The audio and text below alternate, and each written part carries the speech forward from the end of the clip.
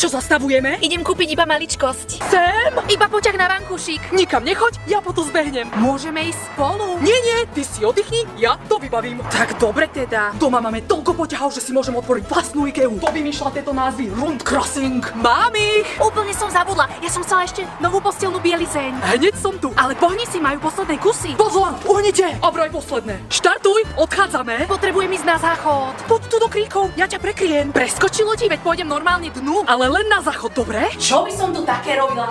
A hodiny! A majú aj úložný priestor.